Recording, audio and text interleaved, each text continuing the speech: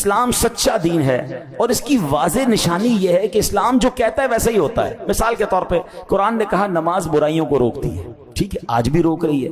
آپ 5 وقت صحیح نماز پڑھنے والے کو دیکھ لیں اور ایک بھی نماز نہ پڑھنے والے کو دیکھیں، عموماً میجورٹی آپ کو دونوں میں بہت فرق آئے گا کہ جو پراپر 5 وقت نماز پڑھنے والا ہے وہ بہت ساری برائیوں سے روک رہا ہوگا، کیونکہ نماز اسے برائیوں سے روک رہی ہے۔ تو قرآن نے کہا نماز برائیوں سے روکتی ہے، آپ اپنی آنکھوں سے نتیجہ دیکھ لیں۔ اسی طرح اسلام کہتا ہے سود معاشیات کو تباہ کر دیتا ہے، سود جہاں ہوگا وہاں کی معیشت تباہ ہو جائے گی۔ اب آپ دیکھ لیجئے سودی لین دین سے معاشرے میں بحران پیدا ہو جاتا ہے۔ جو لوگ سودی کاروبار کرتے ہیں ہم نے ان کے گھر بکتے دیکھے، فیکٹریاں بکتے دیکھی، تباہی آتے دیکھی۔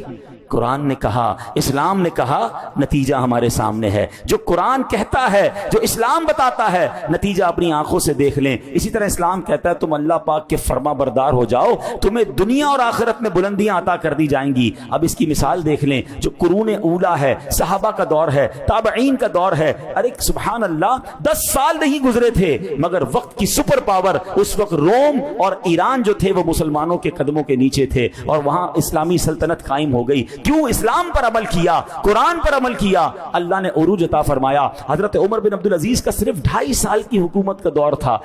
بتائیں 2.5 سال میں اتنا بڑا انقلاب کون لا سکتا ہے؟ معیشت وہاں پہنچ چکی تھی کہ لوگ زکوٰۃ لے کر نکلتے تھے، زکوٰۃ لینے والا کوئی نہیں ہوتا تھا، زکوٰۃ دینا چاہتے تھے، زکوٰۃ لینے والا کوئی نہیں ہوتا تھا، ہر طرف معاشی طور پر، اور اس طرح امن و سکون اور کاروبار بڑھ چکا تھا۔ کیا ہوا تھا؟ قرآن پر عمل کیا، سنت پر عمل کیا، شریعت پر عمل کیا۔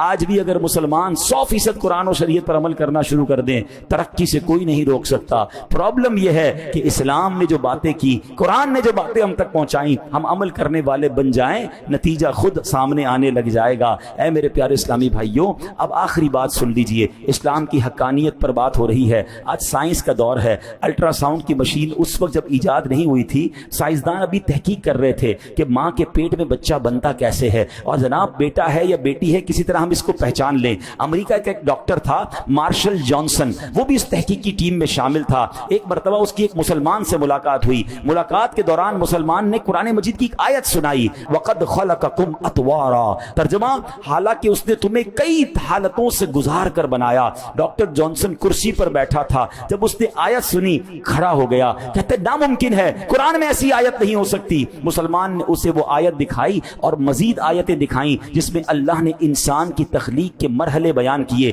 کہ ماں کے پیٹ میں بچہ کس کس طور پہ آگے بڑھتا ہے۔ وہ سنتا گیا اور پھر کہتا ہے یا تو تمہارے نبی محمد صلی اللہ علیہ وسلم کے پاس الٹرا ساؤنڈ کی مشین تھی، وہ پہلے الٹرا ساؤنڈ لگاتے تھے اور پیٹ میں ماں کے یہاں بچہ کیسے بنتا ہے، پھر یہ آیتیں انہوں نے لکھی ہیں۔ اور اگر 1400 سال پہلے تو پاسبل نہیں ہے مشین ہوگی، تو میں اس بات کو مانتا ہوں کہ وہ اللہ کے سچے نبی ہیں۔ قرآن اللہ کی کتاب ہے، یہ کلام اللہ ہے۔ انسان کو تو آج پتا چلا ہے، تمہارا قرآن 1400 سال پہلے بتا رہا ہے کہ بچہ کس طرح ماں کے پیٹ میں بڑھ رہا ہے۔ تو ایسی ایسی دلیلیں ہیں کہ جو جتنا قرآن میں ڈیپ ڈاؤن جاتا ہے، جتنا ریسرچ کرتا ہے، جتنا سمجھتا ہے، اس کے سامنے اللہ کی قدرت کی سبحان اللہ شان ظاہر ہو جاتی ہیں۔ مگر بات یہ ہے کہ دل پاک ہو، دل صاف ہو، یا اللہ نے ہدایت دینی ہو تو اللہ ہدایت دے دیتا ہے۔ اللہ مجھے اور آپ کو قرآن پر، اسلام پر سچا یقین بھی نصیب فرمائے اور اس کی تعلیمات عمل کرنے کی توفیق عطا فرمائے۔